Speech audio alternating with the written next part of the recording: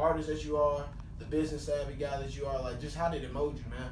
Well, first of all, most of those people that you know, I ain't Lloyd Banks from PG. I think I believe so. I didn't know that, but most of the people that you just named from PG sort of come from a similar background as me. Like, I'm living a lot better in North Carolina than I was living in PG.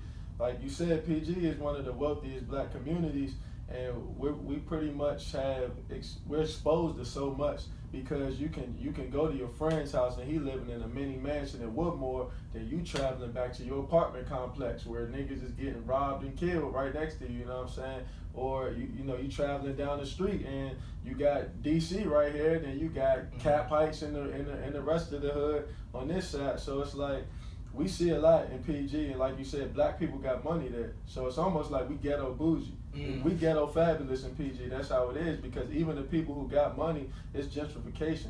You know what I'm saying? So those are the people that they done took out the hood. And some of those people, they worked their way up there. They became doctors and lawyers and got big houses, but they still from the hood. You can't take that away from somebody just because you removed them from that specific place. You're not necessarily taking them out of there. Their mindset is still like that. So they got young kids that want to be savages. You know what I'm saying? For real. They trapping out. It ain't no bandos that they trapping out of. They trapping out of mansions. They got guns out of mansions. They getting locked up when their parents is doctors and lawyers, so it don't make sense. But me, I grew up in apartment complexes most of my life. You know what I'm saying? I moved back and forth. Laurel, Maryland is where I rep. That's like my home. Laurel Square, that's where I grew up. I spent a lot of time in Capitol Heights. That's where my grandmother was at, sometime in Lanham. But I went to school in Bowie. And Bowie is like bougie PG. Yeah. That's six-figure niggas in Bowie, you know what I'm saying? So I done seen it all, man. We come from a different place, I say. I didn't realize it was different until I moved away from there and seeing how people perceive us. You know what I'm saying? The perception is crazy, you know what I'm saying? Like, we never thought about us being in the wealthiest community because we still was broke, you know what I'm saying? But on the outside looking in, it's like, damn, we doing big things. But you look at where KD from, see Pleasant, that ain't no place to really be proud of, you know what I'm saying? Like, people really came from some struggle, we definitely came from the struggle, but we just know how to get money. And I think that's, to answer your question, that's what being in PG taught me. Being from a suburban ghetto of DC, it showed you how to get money. Cause like, I see a lot of guys out here that be like, oh yeah, he the kingpin in my city. And I see him and he dressed bummy. You can't go to DC talk about you the kingpin and you not fly. I mean, we wearing Balenciagas and Margielas like they Jordans, you know what I'm saying? It's like, people here, they caught on the waves like slow. Hey, like, and I agree with that, especially down here in North Carolina. Yeah, they materialistic as hell. We was in fucking 7th grade, 6th grade wearing Bape and True Religions and stuff like that. So now I'm like, I ain't wearing no True Religions. So after a while, that's how I wanted to start my own brand, because I'm like, at one point I just was wearing straight polo.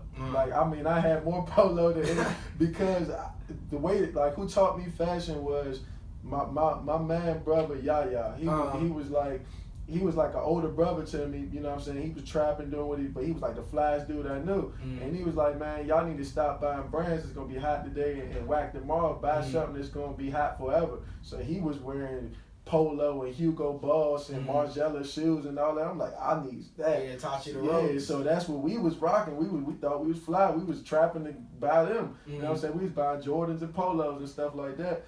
So, and even with that, you kind of mentioned like a lot of, and especially the culture of DC, and DC, the New Yorks, the LAs, they always are, the trendsetters. They usually start the trend. With that, just like how you kind of mentioned North Carolina, they kind of pick up on the wave and they gonna try to run with that and say, oh, we just getting on this.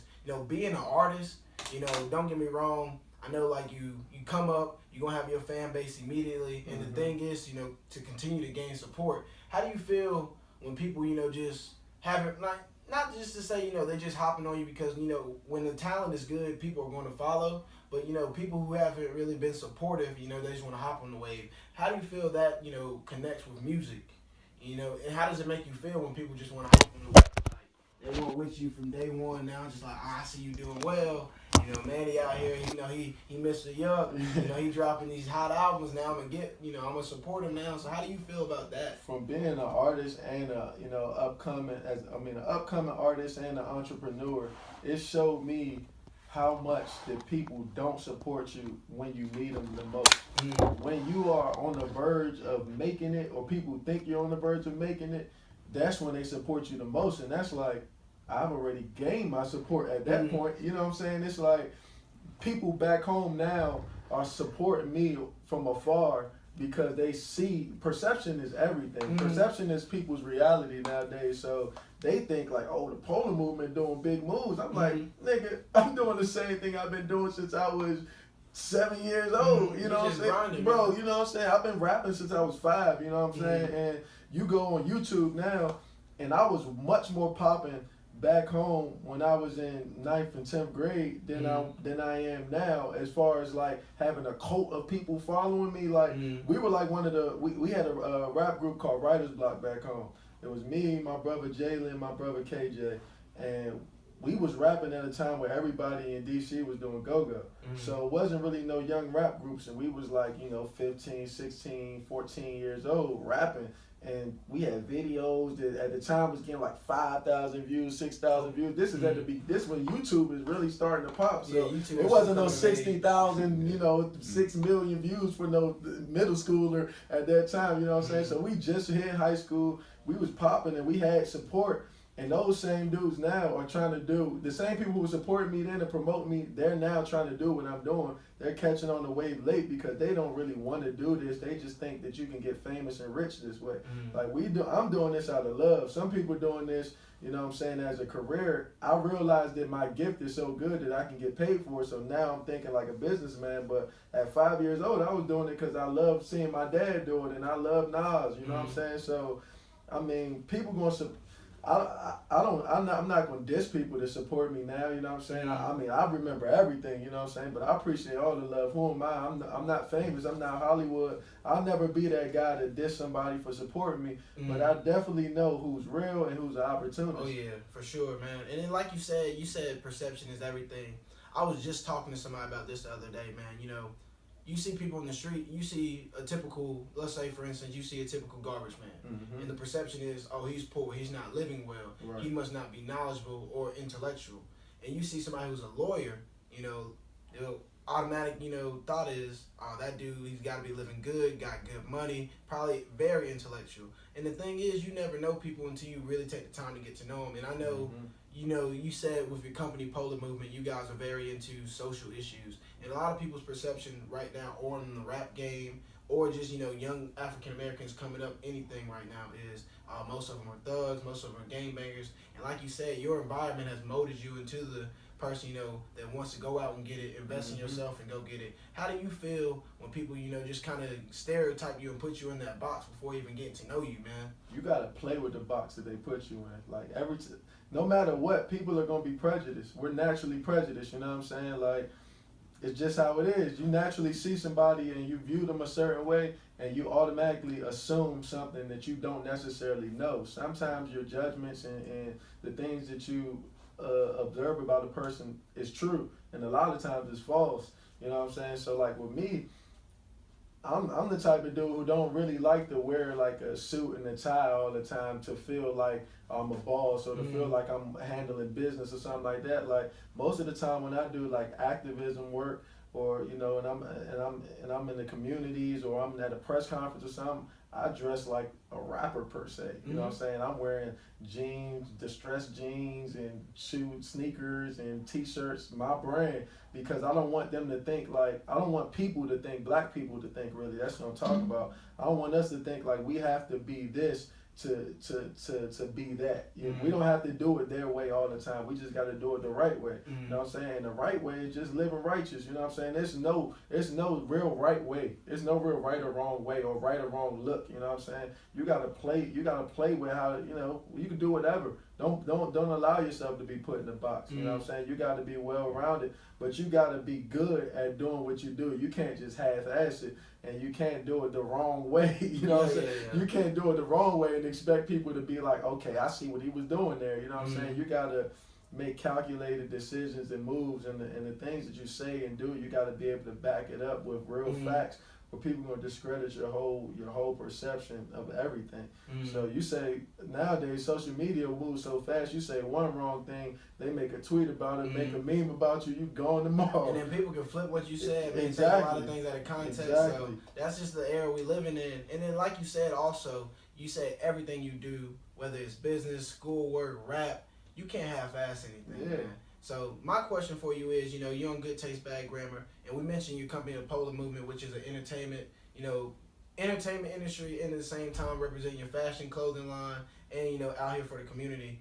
When did you start believing in yourself that I really got talent to do something? I want to do something positive. At the same time, I want to help people, and at the same time, what is the Polar Movement? For people who don't know. Right. So, like I said, I've been doing this since I was probably 5 years old. And the moment that I started doing it, I thought that I was good enough to make it. But that's only because it's almost like Steph Curry, how he probably knew from even when people was discrediting what he was doing and doubting him, he knew in his mind, my dad's in the NBA, I really do this. Like, basketball is basketball, no matter what level it is. If I can play basketball at a high level, I'll be all right. I know that I can rap, you know what I'm saying?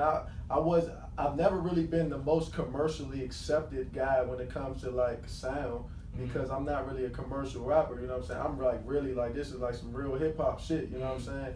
But I realized that, like, dang, girls like me, you know what I'm saying? People kind of think I'm cool. I got a lot of friends, so I can use that to market myself. So I can be the same guy that's lyrically sound, you know what I'm saying? And I'm not Lil Yachty, Lil Uzi, no matter Soulja Boy, none of them dudes, no matter which wave it was, Trinidad, James, Future, Thug, I never had to conform to that to be who I am, because naturally, I think that I'm confident in myself, you know what I'm saying? I could get girls, I could have the hood dudes could respect me, the cool dudes could like me, I was good at sports, you know what I'm saying? So I had a commercial look, you know what I'm saying? So my sound, I was confident in that I could make it that far as the music. Now, when it came to the Polar Movement, a lot of people don't know, I didn't start the Polar Movement, you know what I'm saying? When I came to A&T, I transferred from Morgan State to A&T, and I was roommates with a guy named Darren Freeman. That was like my big brother. He started Polar with his brothers, you know what I'm saying? And he didn't have the support that he needed. And he was from North Carolina, and they started it with a small vision. It was they liked fashion. And the part of North Carolina they was from, I think, Bertie County, somewhere in 252 area, they didn't really have a lot of fashion outlets. So Polar was their fashion outlet. Then they came to A&T and Winston and what school did Cam go to? One of the schools in North Carolina, St. Aug. Okay.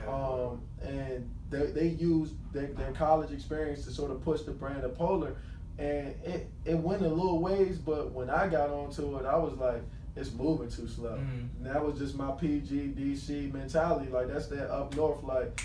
Everywhere that I've ever been, we make money, you know what I'm saying? They call it money earning Mount Vernon, PG, richest black community, you know what I'm saying? We try to make money, you know what I'm saying? So I'm like, nah, this is moving too slow, because I didn't necessarily like the clothes at first. I just wore it because I'm a supportive guy. So I'm like, I put on the clothes, and a couple girls said they like my shirts, and that's all I needed. You know what I'm saying? If females like it, niggas gonna buy it. Oh, yeah, for real. So I came home, I'm like, look, man, y'all need to sponsor me. You know what I'm saying? Y'all like my music, right? All right, bet. I'm about to start turning up, doing shows at A&T.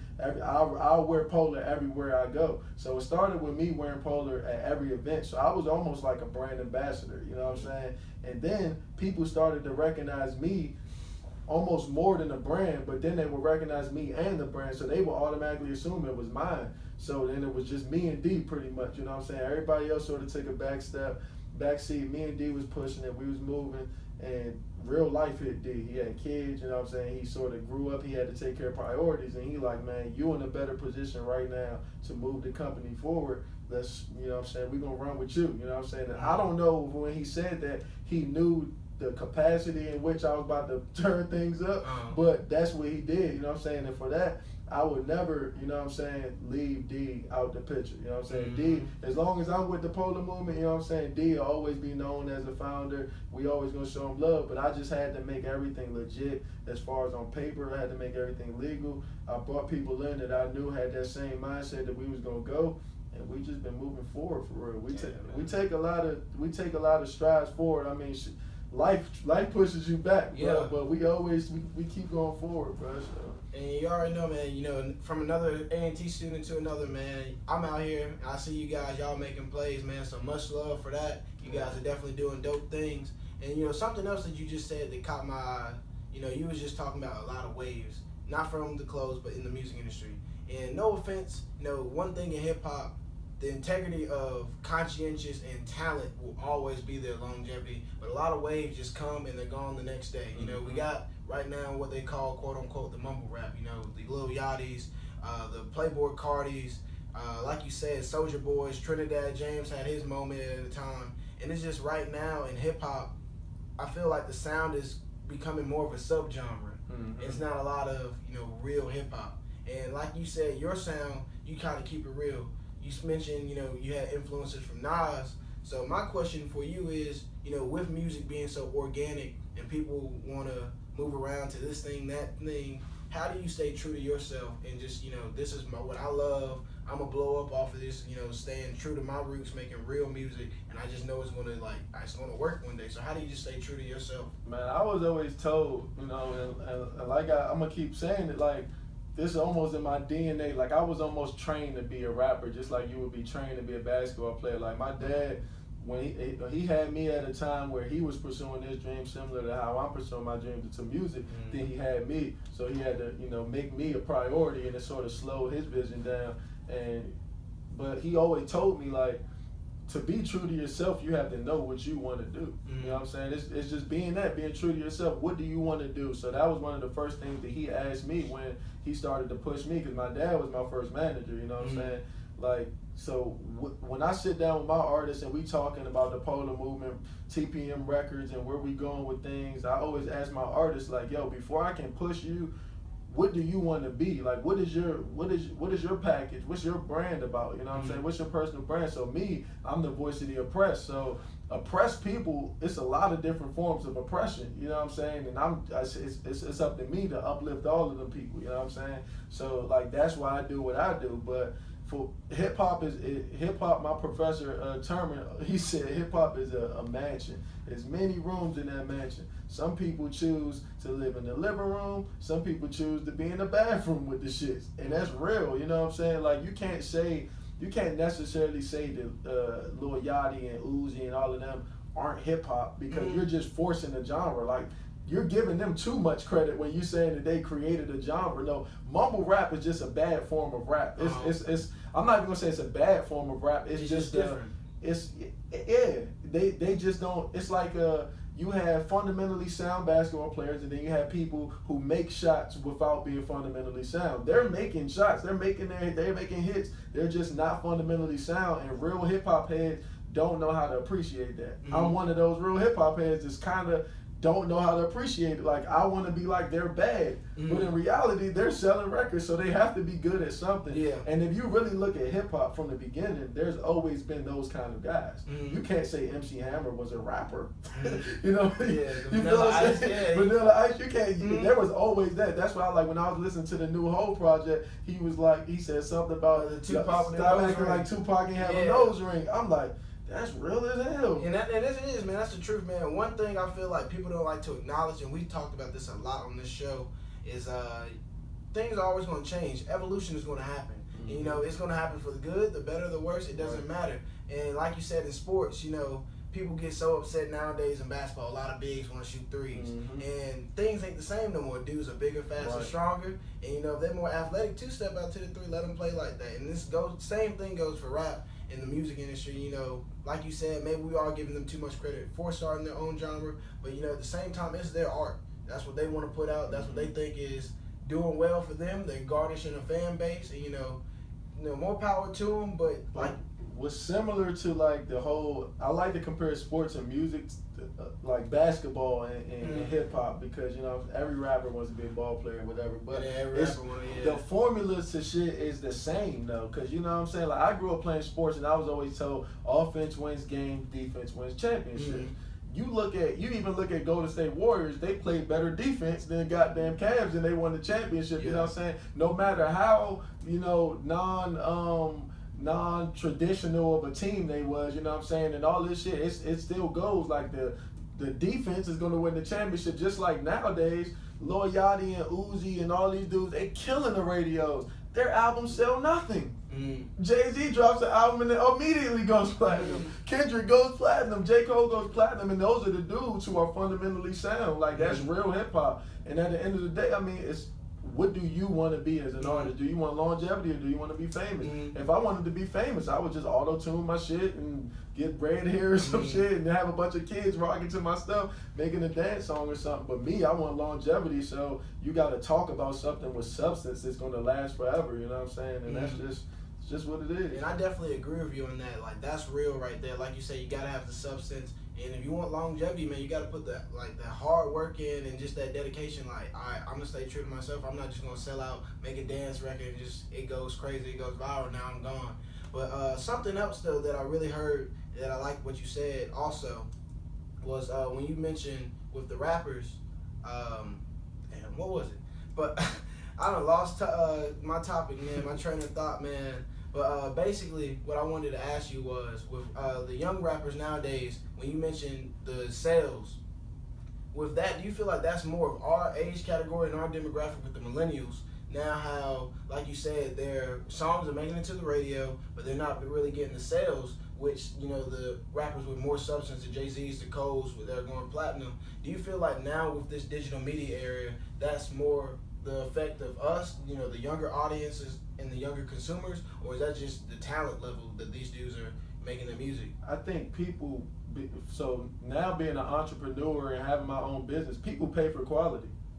People go out and literally pay for quality. So if you don't have quality shit, no one is going to buy it. They would rather bootleg the shit. You know what I'm saying? That shirt is a real baked shirt. You know what I'm saying? You didn't go out and bootleg it. You could have, but you didn't. You paid for the quality, right? So that's essentially what people are doing right now, because if Jay-Z, who's 40 plus, damn near 50, is going platinum off of digital sales, you can't say that it's a millennial thing, because really, that nigga is not he's my little brother shouldn't really know who Jay-Z is. You know what I'm saying? He's 3-4 decades in the game right now, you know what I'm saying? And Kendrick and J. Cole, who are 20-something years old, are the millennials that go platinum. Right, exactly. So I think people are going to pay for quality. People would, like, for instance, for a couple months now, I haven't had Tidal because I'm like, I don't want to pay for the goddamn subscription. Jay-Z dropped, my ass went and bought the goddamn Tidal because I want to pay for quality. You know what I'm saying? That's just, people are going to pay for quality. So you make quality music, people are probably going to buy your albums, people are probably going to travel to your shows, buy concert tickets, things like that. When the other type of people, they're so accessible that people would just rather hear them in the club, hear them in the car, hear them on Spinrilla. You know what I'm saying? So, and like you said, I mean, overnight success, it doesn't necessarily mean longevity. You know, good rap will be recognized. For instance, you know the stories of Big Sean. He went to the radio station, rapped in front of Kanye, got signed. Look what Big Sean's doing. J. Cole, man, moved to New York just to attend college, gave Jay-Z his record. He said, nah, man, I threw it in the trash, kept going, was persistent, and look what J. Cole is. So that's something that's real deep, man. I really appreciate you touching on that. And then also I wanted to talk about a lyric that I really love what you said, man, in your song. You said, I spit street stuff to honor the real niggas in life. Enlighten niggas with knowledge, give them different insight. And that's something that speaks volume, just because, like I said, my favorite artist is J. Cole. And one thing that he said in the song, and a lot of artists speak, you know, real's gonna recognize real. You don't gotta be a trapper to be acknowledged by the real niggas. You don't gotta be somebody who sells dope to get loved by the dope boys, because hustlers gonna be able to know how to hustle. You know, if you know how to make money, you're gonna know how to make money. You know, you don't gotta have to come from the struggle to appreciate and see what people know. Right. So that's something that speaks volume. Like, with your lyrics, how does that, you know, feel to know that your music can connect with people at high levels, low levels, man, and just like, damn, man, like my music can really be that influence of somebody. Like, I might be that big impact one day for somebody. Like, how does that make you feel? I mean, it's definitely a crazy feeling. Like, for instance, when we went to New York and we did the joint with Enough and we chopped it up with Enough, he really messed with us because he could tell, like, we're young dudes who really know what we're talking about, you know what I'm saying? And then we went and shot a video in Brooklyn, and my uncle actually took us around Brooklyn. We shot it in Red Hook's projects, right in the middle of the projects. Niggas was outside their windows, like bumping the shit up, like that shit. Oh, y'all niggas from around here? I'm thinking they about to press us. I'm like, man, I ain't been in New York in a few years, man. Fuck. Them niggas like, nah, y'all, that shit hard as fuck. You know what I'm saying? That shit hard. But then my uncle like pulled me to a side. He pulled me aside and was like, yo, the reason why we really pushing you, like my son, your cousin, you know what I'm saying? He raps too. But the reason why I'm pushing you more than I'm pushing my own son, because everything that you rapping about is something that I know that you've lived through. You know what I'm saying? It's something that you really lived through, or something that you've seen us live through, which is still a part of you. You know what I'm saying? So everything that I'm rapping about, man, that's why I say, like, in the interview, everything I do, man, I want it to be, I don't have to say that I'm real for niggas to know this. You feel it. It's that energy, you know what I'm saying? Like, what I'm talking about is things that I've experienced, things that I've seen. I can't write about something that's fake. You know what I'm saying? I'm not really a fictional fairy tale writer type of guy. Like, that's not what I'm into. I don't like sci-fi movies and shit like that. Like, nigga, I grew up watching shit that was based off of true stories, and that's my favorite movies is based off of true stories. My favorite books and shit is real books, you know what I'm saying? Like, the reason why, like, that lyric right there, that came from just a feeling that I had. Like, I spit street stuff to honor real niggas in life. Like, I done grew up around some real ass niggas, you know what I'm saying? Like, and I could have did what they did, but I decided not to. And I didn't just decide not to. Them real niggas was telling me not to. You ain't gotta do that. Like, you know what I'm saying? Like, my dad was really selling drugs. He was really that nigga, you know what I'm saying? And I never had to be a street nigga. When you got that type of presence around you, what the fuck you gotta be hard for? And that goes to show you just how real other people can be, man, to protect that talent. Where it's like, you know, man, even though you're around that environment, nah, keep pushing, man, keep going, get you something else, man, stay away from that. So that's real, man. And then also, you just mentioned, you know, you was up in Brooklyn. If people don't know, you were originally born in New York, and like I said, you grew up in PG. And we've been talking about Nas today, Jay-Z with his new project. How do you feel about, you know, your hip hop influencers? Like, who else influenced you coming up? And then, like, what do you feel about them? Like, you feel like they've been able to do hip hop the right way? Yeah, hell yeah. I mean, all the people that I'm influenced by, bro, are still doing it today for the most part. You know what I'm saying? Like, Nas is my favorite rapper when it comes to like lyricists, like just from a talent standpoint, he's the best nigga that I've ever seen do that shit.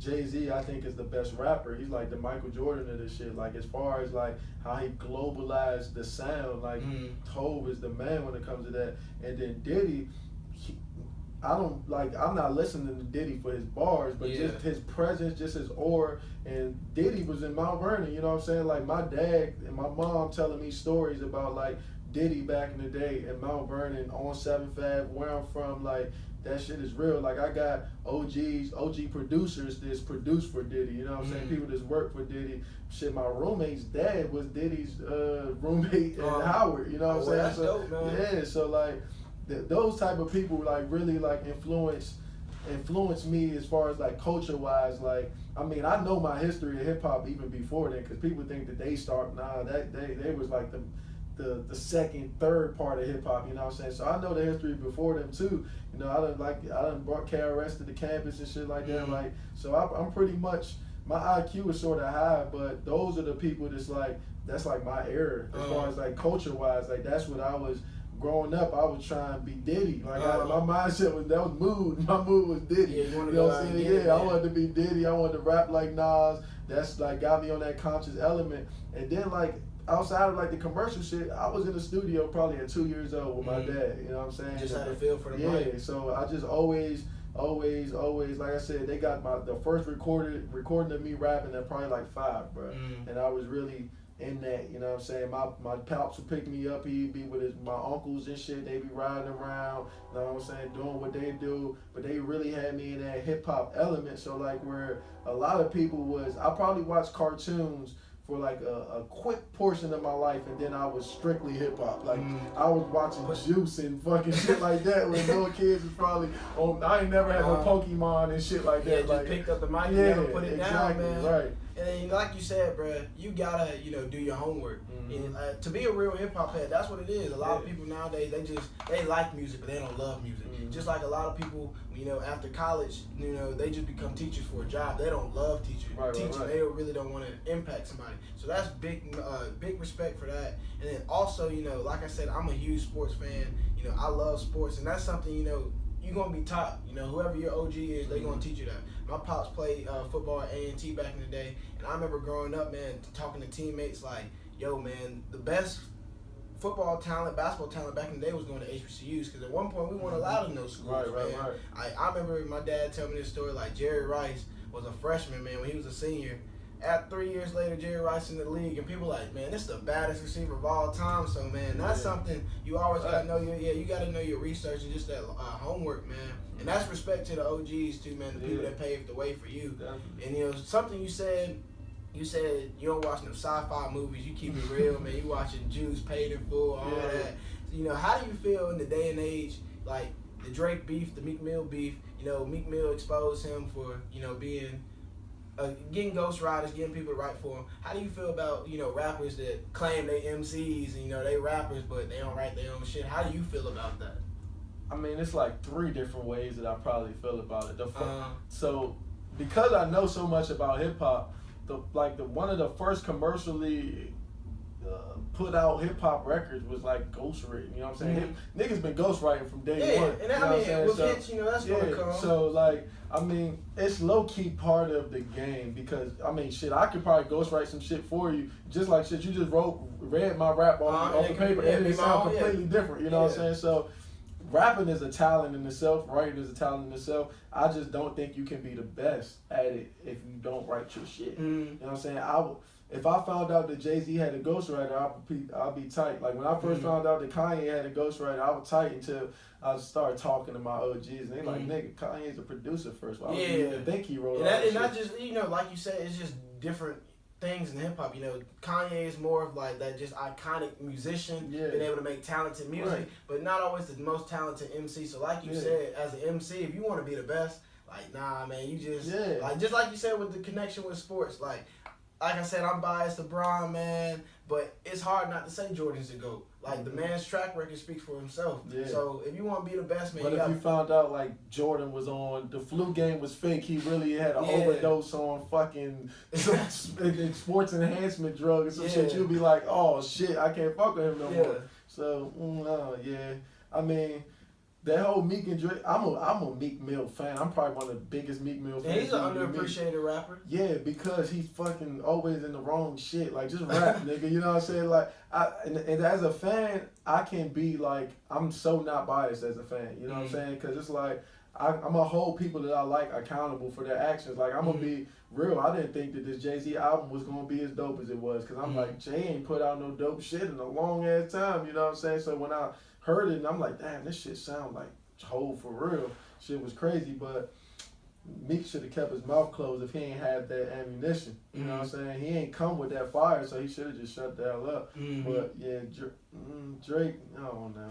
I mean, even with that, like you spoke on Meek, sometimes he's always in some shit, like just putting his foot in places that he don't need to. As a rapper, as a businessman, how do you just stay away from that? Like, I ain't gonna mess with that distraction, man. It's gonna lead me to something I don't need to be in. How you stay focused, man? I got a hot temper, so I'm a guy that may be like a Meek, where I might, speak on a way that I feel. But the difference between me and him, I wouldn't have said it publicly. I would have went to Drake, or if I felt strongly enough about it to where it was a diss, drop a diss record. I'm not the type of guy who let a dude punch me in the mouth first and be like, oh, I'm gonna punch him back second so I won't get in trouble in school. Like, nah, I'm trying to go for the knockout punch. So I'm not giving Drake no. If you gonna finish somebody, you gotta finish him. I'm not coming at him with no tweets. Nah, man, that was Meek should have known better than that. Drake too talented.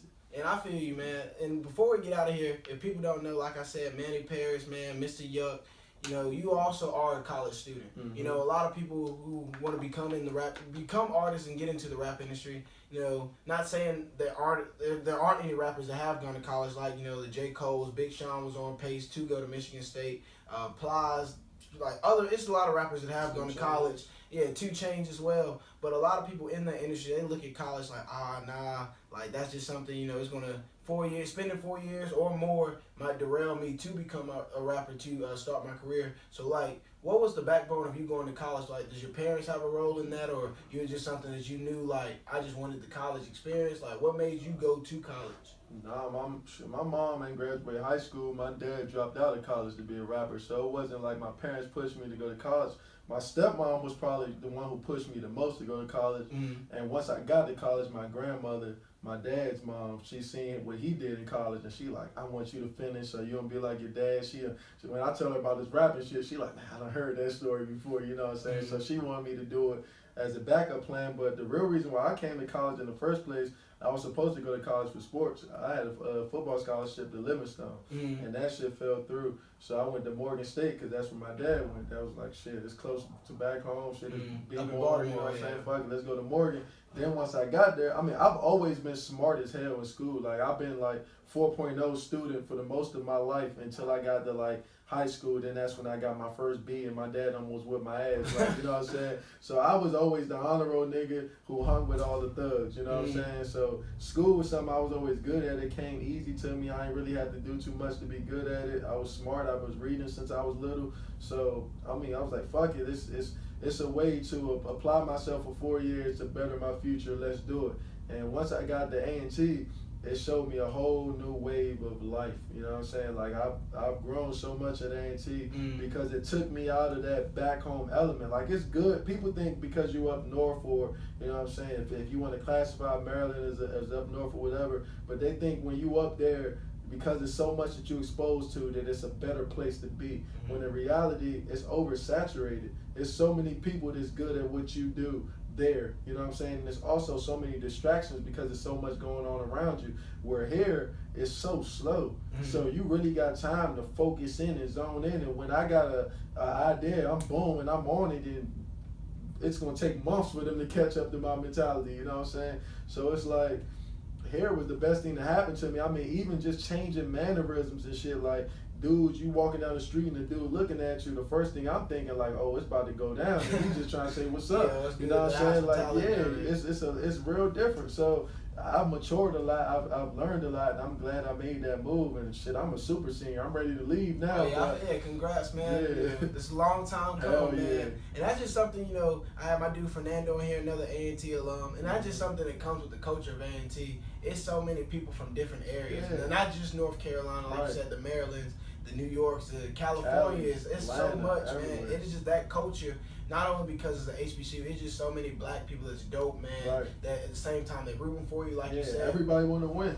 Like how you was able to get your brand too, you know, collection of students at A&T and just get that support, and at the same time still market in other areas in North Carolina as well as your hometown in Maryland. So that's dope, man. You know, you said you're a businessman and you're not even studying journalism, and that's something, like you said, hustlers always going to know how to hustle. You know, me personally, I want to be a businessman. One day I want to have my own company, man, like you got right now. And just the fact of just knowing how to make money shows that you don't always have to study something, or, you know, have that, like you said, perception is everything. You don't always got to have that, you know, piece of paper that says I'm certified in this. I might just know how to do it. Like you said, you always had a talent in school. But how is studying journalism, and, you know, with what you're studying in school help you? Because like I said, I saw your interview on Hot 97 with DJ Enough. How has that prepared you for this industry with everything that you want to do? It's such a broad major that it teaches you how to do everything. You know what I'm saying? Like, I don't have to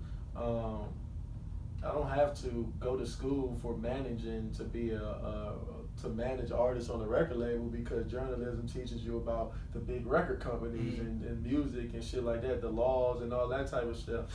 Journalism teaches you how to literally speak.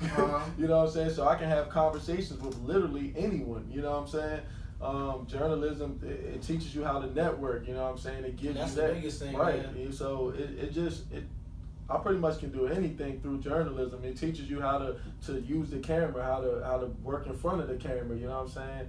Journalism is dope, bro. And that's also something that I've always wanted to do too, because I've always played sports and I've always done music. So by playing sports, I wanted to be a commentator when I was done. Keep you into. I was the same way, man. Yeah, so like with music, I say, all right, I understand because I'm a businessman that most people don't make it as a rapper. So it's a high chance that I may not make it as a rapper, but so much I can get on the radio and use this as a way to get in the door to either make it as a rapper or just always be around music for the rest of my life. Voice, man. And that's something, if you love something, you always gonna be around. Right. So that's dope, man.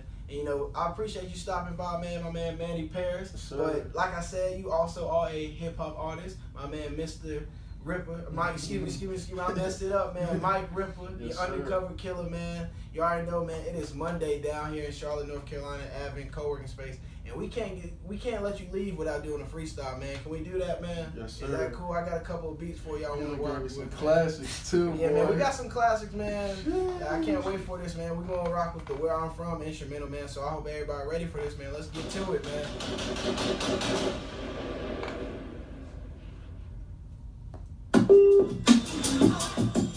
My man, Mr. Yuck in the building. Good taste, bad grammar. Let's get it. Got me on the classic code.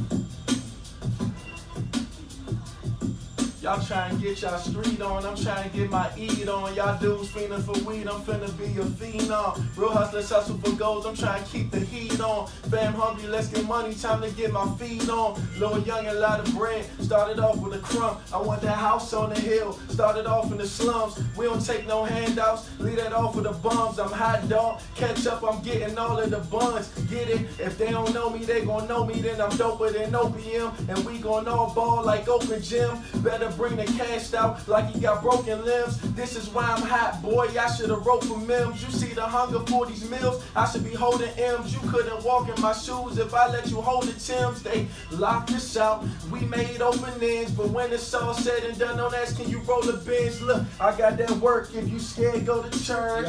I'm truly blessed cause life could have been worse. Riding in these foreigns and not the back of the hearse. In the field it get real, see niggas die on this turf. I just keep my hands clean even when I'm doing dirt. Pops was an OG, I enjoyed every purr. He told me to carry the torch since I was birthed. They told me I'm up next, I told him I got first. Said I got that work but we don't need jobs. Look, we been had the max before Steve Jobs. Look, we been making classics before Reeboks. I got the baddest in the group like T-Boss. I said DC ain't too many places realer. Was once the chocolate city, now it's like vanilla. They moved the killers and the dealers out to Maryland. If the block's bananas, the gorillas murdering. I'm talking about the nation's capital. Every avenue, a homeless person asking you for a buck. I pass them to, I tell them that's $1 in a dream, homie. Wake up, the only thing that come to sleepers is a dream, homie. Lil Young is on the corner trying to make a living. Next week they gone, either locked or ain't living. Rest in peace to a number who should've passed. Should've been in class, but she told him he couldn't pass. I'm heading past PG, that's my home. They dress in G-Star, Helly Hansen, coats and phones. This scheme or die to keep alive, and everybody know that. Even the white boy shooting like Steve Novak. So we divided by violence, some peaceful, some violent. No band, no good, no mansions, no hood. It's all good, it's all I know, it's nothing new to me, homes. Google us, we the richest black community, home. I was birthed at the top of the map, Mount Vernon, New York, 7-5, be exact. My mom's never graduated school, Pops dropped out of college for a deal. It all started with a rap, then he started dealing crack, going hard in the trap. Man, I ain't from the bottom, I'm from under that. You say you struggle, I ain't tryna hear none of that. Blah, blah, blah, now everybody wanna rap. Ha, ha, ha, funny. I ain't trying to sound cocky at all. I'm just saying y'all can't stop me at all. I'm motivated cause your favorite rappers in your top 5 list is probably not me at all. But my time coming, you better ask him, boy. You don't know I'm about to blow, you better ask him, boy. Cause I stay with the heat like Haslam, boy. You done this. Yuck, who the next Don is? I'm in everybody's mouth like an orthodontist. I'm about to finally drop the bomb like Saddam's accomplice. I'm a combo, a backpack, trapping conscious. I ain't never gonna stop till I feel accomplished. Wanna donate $1 million to every single project. Go to Conti, cop every single complex. I'ma be the best, I don't care who the comp is. Look, I want it all, gotta get it fast. Anybody in my path getting blast, I ain't even finna ask. I'm Richard Sherman, y'all sorry, dude. dudes don't get a pass. I'm live coast to coast like Teddy Pendergrass. I'm in the field for real, y'all laying in the grass. Woo!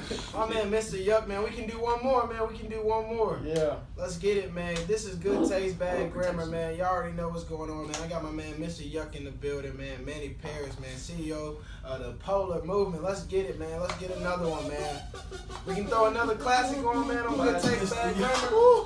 This shit right here, this Jada. Hey, by the way, Jada is the #1 street rapper of all time. Let's get it, man.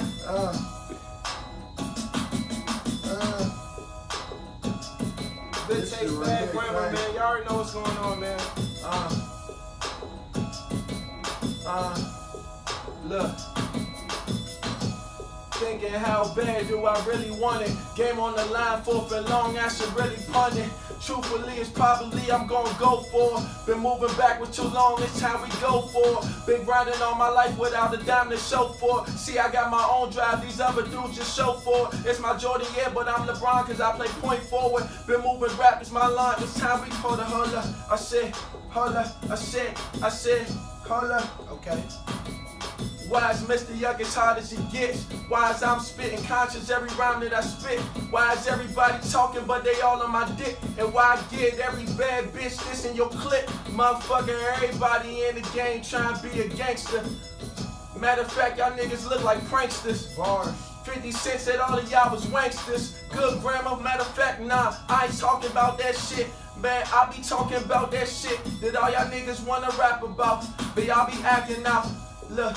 Hold on, let me get it. You need some words now? I'ma keep those out some topics. Throw out some topics, I'ma rock it like Houston, Chris Paul, nigga.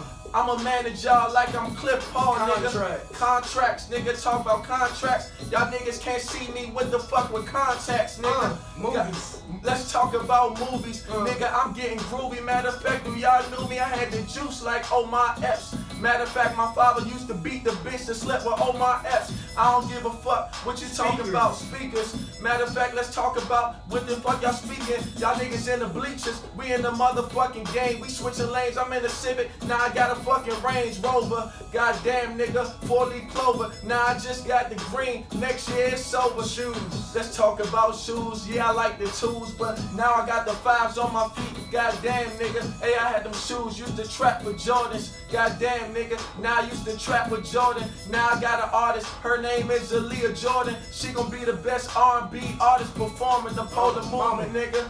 Shit, let's talk about my mama. Shit, growing up, me and her had some drama. But shit, she know she gon' get it for the comma. But shit, I'ma fucking get her with them commas. She gon' get these checks, nigga. She gon' get these checks. She gon' get everything off my back, off my neck. I don't care, A&T, nigga. Y'all playing me, nigga.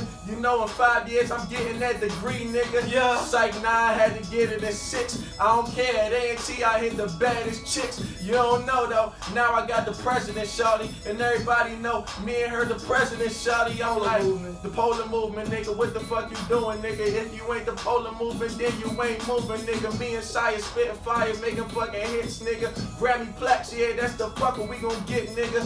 And A-Dub, that's my manager, nigga. You better hit him if you wanna even talk to me, nigga. I don't care, nigga. Why the fuck you talk to me, nigga? Goddamn, all them bad bitches stalking me, nigga. They in the bushes, shit. I told her cut her bushes, shit. Cause I don't like that fucking pussy if it's bushy, bitch. Okay. Goddamn, nigga, I ain't no killer, but don't push me. Why the fuck is y'all niggas rookies? See, I'm a veteran. Late night shit like I'm with David Letterman. Yeah, I got that Letterman. Polo on the front though. Yeah, it's on my chest too. Power be the movement, yeah. We the fucking best too. Shit, Black University shit. I don't care, nigga. At your university shit. Hey man, that was dope, man. That was dope, man. My man Mr. Yuck pulled up to the spot, man, today. I really appreciate that, my dude, Yes, man. Hey man, check out my dude's album, man, Black Excellent, on all the streaming service, man. Manny, before you go, man, tell the people where you can find you, man, where you can find the Polar Movement, man. Shout everybody out that you got to, man. I on all social medias at the Polar Movement, ThePolar Movement, MOVEMENT.